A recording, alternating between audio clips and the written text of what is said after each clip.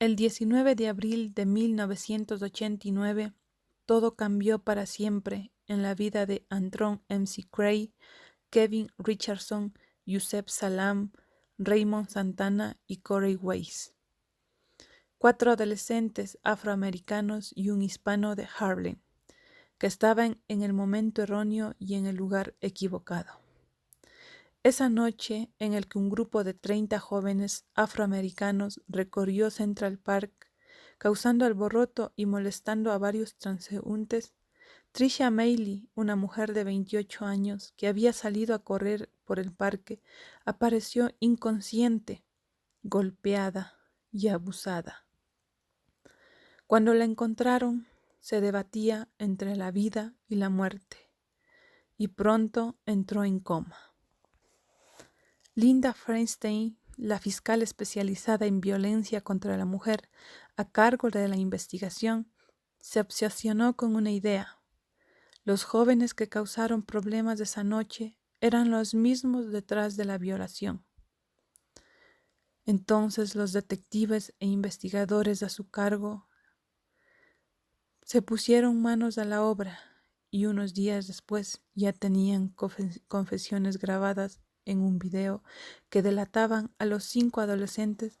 Para ese entonces ellos tenían entre 14 y 16 años. Algunos de ellos habrían empujado y golpeado a personas que pasaban por el lugar, pero otros simplemente estaban curioseando o se habían unido al grupo sin participar en los desmanes. El caso más llamativo fue el de Corey Weiss, quien nunca estuvo en el parque, pero se fue con la policía para acompañar a un amigo. Una vez en la estación, los detectives comenzaron a sacarles declaraciones sin respetar los procedimientos legales. Los interrogaron sin contar con abogados y en algunos casos ni siquiera con sus familiares. Ellos estuvieron 7 horas sin comer ni dormir. Desde el inicio, la fiscal Feinstein y su colega Elizabeth Lederer se dieron cuenta de que las declaraciones se contradecían unas a otras y que no tenían más pruebas concretas, pues el ADN de ninguno de ellos cuadraba con el semen encontrado en la víctima. Aún así, continuaron con el proceso y construyeron una versión de los hechos que cuadraban con los testimonios. Ellos finalmente fueron declarados culpables. Salaam, McCray, Santana y Richardson, por tener menos de 16 años, fueron condenados a 10 años de prisión. Weiss, como un adulto, fue condenado a 15 años de prisión. En el año 2002, sus condenas fueron revocadas cuando un asesino y violador en serie, Matías Reyes, confesó haber sido el único autor del crimen y su ADN coincidió con el hallazgo en el cuerpo de la víctima y unos años después recibieron una indemnización de $41 millones. Este caso muestra el racismo y el clasismo que existe en el sistema judicial norteamericano. Este es un hecho que causó conmoción en todo Estados Unidos, que por buscar culpables las autoridades procedieron de una manera incorrecta, acusando a los 5 adolescentes y convirtiendo esta acusación en discriminación racial, tanto por parte de la policía y de la justicia de los Estados Unidos. El racismo, la xenofobia y la intolerancia son problemas frecuentes en todas las sociedades, en todo el mundo.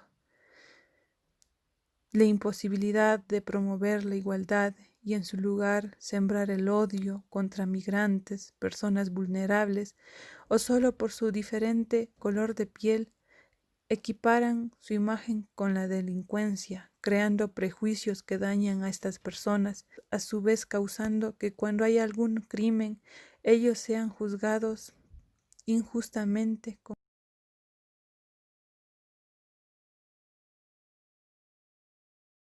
Los 5 de Central Park es uno de los casos en donde se puede apreciar claramente la violación de los derechos humanos, empezando por el racismo. Los jóvenes fueron tratados desde un principio de una manera cruel, que incluso en muchas ocasiones les dijeron que son animales por el hecho de ser negros. A las autoridades no les importó que eran niños, pues les sacaron declaraciones sin respetar procedimientos legales. Los amenazaban, los golpeaban e incluso les mentían para que les dijeran información inventada, con promesas de dejarlos ir. No les daban de comer, no les dejaban dormir, los indujeron a culparse unos a otros, a pesar de que ellos no se conocían. Nunca respetaron su derecho a defenderse, porque nunca los escucharon. A pesar de no tener pruebas claras, a las autoridades no les importó, simplemente los culparon. Que incluso Trump hizo notorio su alto nivel de intolerancia y discriminación al pedir la pena de muerte para estos jóvenes inocentes. Los derechos de los 5 jóvenes fueron vulnerados en varios artículos, tanto en derechos humanos como en las enmiendas de la Constitución del Estado. Ejemplo: el Estado debe proteger a los individuos. Esto implica que se impide el abuso de los derechos humanos contra individuos y grupos. Todos somos iguales ante la ley, sin distinción alguna. Derecho a igual protección de la ley. Toda persona tiene derecho a un recurso efectivo ante los tribunales nacionales competentes que los amparen contra actos que violan sus derechos. Nadie podrá ser arbitrariamente detenido ni desterrado. Toda persona acusada de delito tiene derecho a la presunción de su inocencia. Toda persona tiene derecho en condición de plena igualdad a ser oída públicamente y con justicia por un tribunal independientemente e imparcial. En mi opinión, este es un caso que deja mucho de qué pensar. A pesar de no contar con las pruebas necesarias, se procedió a culpar a personas inocentes y privarlos en todo derecho de disfrute, de educación, de libertad por muchos años. La justicia no es igual para todas. Este es un caso en el que nosotros podemos decir ¿a dónde vamos a llegar si no se respeta ni se da el trato por igual solo por ser de una raza o tal vez de una cultura diferente?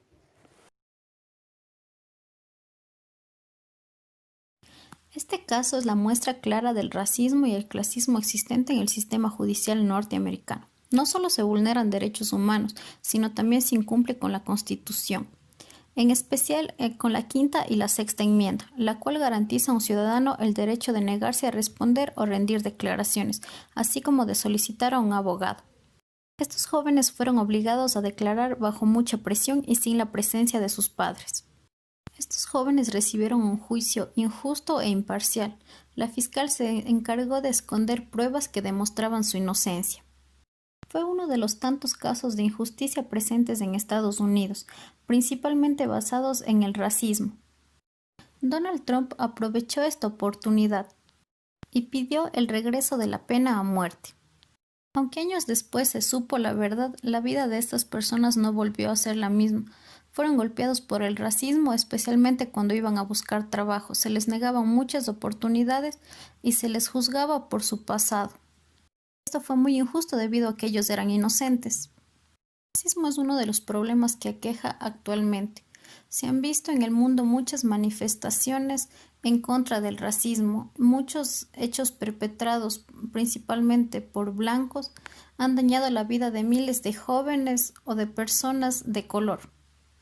Han pasado muchos años desde la Declaratoria de los Derechos Humanos, pero aún no se ha podido observar un verdadero cumplimiento. Todavía existe mucha discriminación, no se respeta la vida de las personas y tampoco tienen libertad de creencias religiosas. Todavía nos falta mucho como sociedad por desarrollar. El cambio empieza por uno mismo. Debemos cambiar nuestra forma de pensar, tener una mentalidad más abierta, ser más receptivos y mucho más respetuosos con las demás personas. Sobre todo, siempre hay que recordar que los derechos de una persona terminan donde empiezan los de otra. Estados Unidos es un claro ejemplo del racismo en el mundo, empezando por su presidente, que no hace más que atacar a las personas de otro color, que poseen diferentes creencias religiosas, otros partidos políticos, pero las personas están hartas de esta situación y se han volcado a las calles en manifestaciones, y con justa razón porque reclaman sus derechos.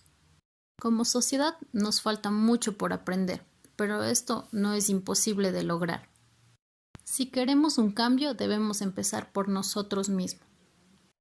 No debemos ser partícipes de las injusticias, y cuando veamos una debemos actuar para ayudar a solucionar. Y sobre todo debemos recordar que todas las vidas importan.